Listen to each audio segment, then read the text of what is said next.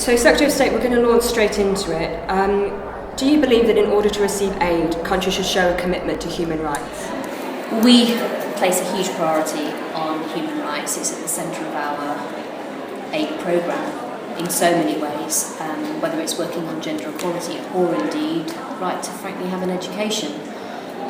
We'll only work with governments where they've shown a very clear commitment to human rights that they're actually delivering on the ground. We'll often work in countries that perhaps don't have brilliant human rights, but will work directly with people on the ground there, and often using some of our amazing NGOs that we have here in the UK to help us do programmes, as it were, in spite of the government, but we'll still work with people. So it's a big part of how we look at our programme and how we deliver it on the ground. Leading on from that, I think you mentioned gender equality. We've heard from Angelina Jolie this week at the House of Lords about sexual violence in conflict. The same week that ActionAid launched their new Fearless campaign calling for an end to violence against women and girls. What is this government doing to ensure that the gender goal is made a reality and that gender equality is a priority both at home and overseas? I think first of all, we've been one of those voices that over the last few years has been shouting for tackling violence against women and girls, and also more broadly getting gender equality. So Angelina Jolie was of course part of our government event that we did, which was called Preventing Sexual Violence in Conflict. That was led by the then Foreign Secretary William Hague. DFID itself was part of that event, but we've also really placed a priority on making sure that the risks and the needs of girls and women, particularly in humanitarian situations, are right at the forefront of what agencies like the UN are thinking of when they respond to those humanitarian situations. So we've done a huge amount on violence against women and girls in particular. And in fact, here's a good stat for you. Our spending, as it were, our investment, particularly focused on tackling violence against women and girls in humanitarian and conflict situations, has actually risen sixfold just since 2012. So we've really stepped up the work we're doing because we think it really matters. But if we're really going to make a big difference in the long term, we've got to get the global goals baking in this as a priority, and that's why it's great that the gender equality goal that we'll hopefully be able to get signed up to in New York in just a couple of weeks will be one that has so much more in it than the last gender equality goal of the original Millennium Development Goals. And for the UK, working on women and girls and their empowerment, giving them voice, choice and control over their lives has been such a big focus, certainly for me as Secretary of State.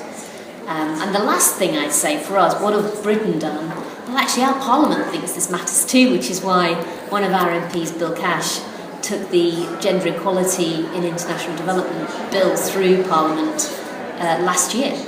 So now, alongside our legislation committing us to 0.7%, we've also got legislation committing us to look at gender equality when we're doing all our programming, which I think is brilliant. And so following on from that, what do you think is the key to bringing more men and boys into the issues of gender equality? How is DFID approaching the need for engagement with men and boys?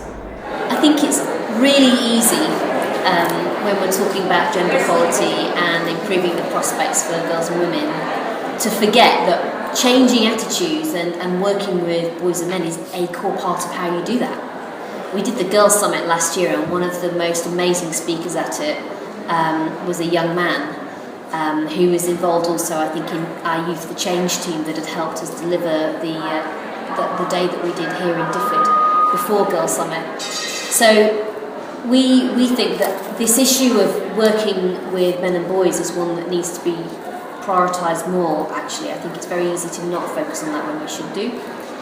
And a lot of our programming now looks at how we can work in a really grassroots way, actually, in countries, so that we can get into some of those day-to-day conversations and change some of those day-to-day social norms that, if you like, create the climate for gender inequality in the first place. But it takes time, but it is part of how we'll finally achieve gender equality, I think. Reflecting on the past Millennium Development Goals, what do you consider to be the most important differences between those and the new Sustainable Development Goals? Well, the world's changed the last 50 years, so we have climate change that we now know we need to tackle. And I think we also know that for those people who are still in poverty, it's because of war. There's also an issue around the youth bulge, the fact there are more young people growing up in our world than ever before. And then also this issue of gender equality, which I think in the original one of MDGs wasn't enough on it, although it was part of them. So we've got to finish off the job on the old MDGs, but the next global goals were about sustainable development. We've got to have development that's good for people, but good for the planet too. Needed to really address getting the numbers of jobs that we're going to need for young people, and that means business, it means investment, and then making sure that gender equality goal this time really was comprehensive enough to make a difference, but also was something that flowed right the way through, like sustainability, through all the other goals, so that whichever one we were looking at, we were saying, can we do this sustainably, and can we make sure that no one's left behind and that women and girls are part of it. So I'm really excited actually. I think we've got the right set, and I think if we're all prepared to get behind them, and we've got young people like the ones we've got today championing them, then I think they'll succeed. And if you don't mind, what are you looking forward to most for this Youth Summit today? What are you really hoping to get out of it? Two things for me. One is hearing from this next generation that I think can change the world. And the second thing for me is just the energy. I didn't have a big life mission to go into politics, but I wanted to be a member of Parliament because I just wanted to try and make a difference. And I think the chance to spend the day with lots of people who feel exactly the same about trying to make a difference and being part of a very positive event. I'm not kidding, if you could just plug into that energy, we could light up at least London, I'm sure. And the key is then just keeping it going after we leave this building today. But we will do, and we know how we're going to do that. So it's a really powerful day. Great. Mum, thank you so much. Pleasure.